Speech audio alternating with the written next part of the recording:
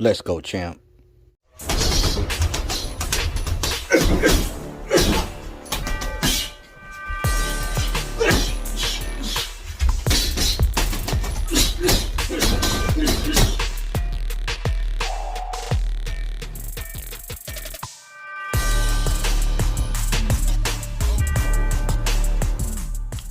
What's good with it, YouTube? Fight fans all over the world. It's your boy, the realest of the real. Yes, sir, I said it. Real talk boxing. It is a privilege and honor and a major blessing to be back with you beautiful people yet. Again, it is mad cold in Texas, man. It's like 27 degrees outside. Cold. You might hear a little buzzing in the background. That's my heater going. I've had it going for a couple of hours. And it's still cold in this gym. Had to leave my faucets on and everything, man. I didn't want to wake up to no busted frozen pipes, man. But listen, we blessed. We here. And I just so happened to watch the Charles Martin versus King Kong Ortiz fight last night. I said this fight would be a lot more exciting than what people, would think. And it was. It was. Was it pay-per-view worthy? I don't know, man. Heavyweight night of fights. The first fight was very exciting. The referee kind of screwed that fight up. I think there was like 4 or 5 knockdowns between the two fighters. I forget their names. Didn't know who they were. Coffee rematched Rice. Rice came in 15 pounds heavier than he did in the last fight, but still reigned victorious. Coffee started boxing at the age of 30, and a lot of you guys know that, I was feeling Coffee, man. I liked the style. I liked how he conducted himself outside the ring. But he just can't beat Rice, man, and probably can't beat anybody on Rice's level. And Rice ain't even way up there, you know what I'm saying? Big ups to Rice for winning the fight. He's very charismatic, very funny.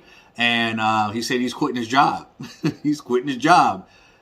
He's making decent money now, and hopefully he can get in the ring. Get back to the gym, get in shape, and pose a threat. And become a top 10, top 5 heavyweight one of these days. But I want to get to the main event. I gave a slight edge to King Kong coming into this fight, and my boy Heaven was like a slight edge, OG. My man Heaven Williams, because we was conversing back and forth. Me, him, and the boxing scholar on this fight. And I kind of figured that Ortiz was going to win this fight, but I didn't expect for the adversity to happen. I knew that listen, first of all, we're talking about heavyweights. There was, 4 knockdowns between these two? And that's what you get when you're dealing with heavyweights who can punch. Martin looked to be in really, really good shape, man. He was a lot lighter than his last fight. He had the eye of the tiger. He was very, very focused. He dropped Ortiz in the first round with a punch high above the ear. But it was a flash knockdown. Anybody getting hit in that area is going to buzz him. And then I believe in the 4th round, he caught him with a jab and dropped him, man. So that's some things that I noticed about Ortiz that I'm going to get to here later. But when he fell to that jab, I was a little nervous for him, but I always stated this is heavyweights, man. The fight's not over with till it's over. And then out of the clear blue sky, you know what I'm saying? Out of the southpaw position, he catches Martin with a left, sort of an overhand straight left cross from the southpaw position, and Martin left his body for a minute, man. He had an out-of-body experience because when he hit him, the dude stood straight up and his eyes veered to the left. Like somebody was calling his name. And he was like, who? Huh? Like the dude was gone. Like he literally left his body, went back to the crib for 7 seconds, and came back to his body after he realized when he was at the crib, he was supposed to be in the ring, and then boom, he's back in the ring. Ortiz does not lack power. I can tell you that.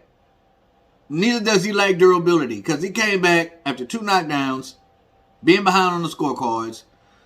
And it wasn't like Martin was just beating him to a bloody pulp. I mean, yeah, he had 2 knockdowns, and there was a reason why he was ahead, but it was still competitive. And these heavyweights who can punch, man. Ortiz just changed the whole game, man, with that shot. Knocked Martin down. Martin hand got locked up all in the ropes. You know, ref had to get up and help him out, get his hand untangled, and then Ortiz went to work. He went to work. He smelled blood, and he went to work, and he got him out of there. Now, you know, there was some, you know, controversy after the fight. You know, I thought Martin was going over to congratulate Ortiz, but he was like, he turned around. He was like, man, that's BS. And Ortiz was like, man, what, fool? And just pushed him, you know. Then immediately Charles Martin was like, you know what, all right, maybe that was a little bit out of line. And they embraced each other and, you know, showed good sportsmanship. But I didn't see any post-fight interviews. I'm pretty sure Charles Martin is going to be coming up with something, but he when he got hit, he had an out-of-body experience and he lost the fight. Now, what does that leave these two fighters? And we talk about Ortiz right quick, man. What does that leave him in the heavyweight division? First of all, he's 42 years old. So they say. He's from Cuba. We don't know how old he is. We really don't know how old Luis Ortiz is. He could be older. You know what I'm saying? I think there's a reason why him and Rigondeaux keep a clean face, clean-shaven face. Because if they didn't, they would have facial hair that looks like mine, salt and pepper all the way. It's easy to dye your hair up here. That's cool, but you know what I'm saying? I think Ortiz definitely may be a little bit older than 42. Could be wrong. Rigondeaux just looks old to me, so he's probably up there too. But his legs are gone, man. His legs are starting to go. You get knocked down by a jab, and he just didn't look too fresh. And I think Father Time is starting to play a toll. I think he might have one, maybe, possibly two fights left in the tank. But where does he stand in the heavyweight division? Who can he beat in the top 3, top 5? Who can he beat? He's not beating Usyk. He's not beating Fury. Can't beat Deontay Wilder. And I don't think that he would beat Anthony Joshua. You know what I'm saying? It's just my opinion. So where does it really leave him? Yeah, he got a victory, you know, in a spectacular fashion, but he faced adversity. And there's a lot that's different with Ortiz now. The age is starting to catch up with him. However old he is.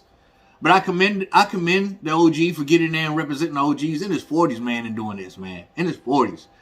But time is ticking for Ortiz, man. And I just don't think he has much longer. I don't. There was not a lot of people interested in this fight that I know of. I didn't hear many people talking about it. I didn't even see a lot of live streams. I started to do a live stream, man, but my freaking back was killing me last night. I could sit down for a certain amount of minutes and then the pain would shoot and I had to stand up, walk around and sit down and stand up and sit down, and I wasn't going to go through that, man. But nevertheless, man, it was an exciting fight. Was it pay-per-view worthy? You know. But even within this win, where does this leave Ortiz in the heavyweight division? I don't think it's a good spot at all. I really don't. But one or two more fights, and I think that'll probably be it. But we'll see, man. We'll see. I would like to see him in there against Dillian White, me and my man Heaven. So maybe they can make that happen if White is not going to fight Tyson Fury. Or maybe even Joe Joyce.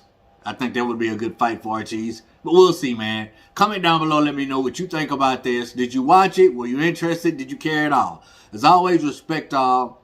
Fear none. God bless. Till the next time, Real Talk Boxing. I'm up and I'm out of here, baby. Click, click.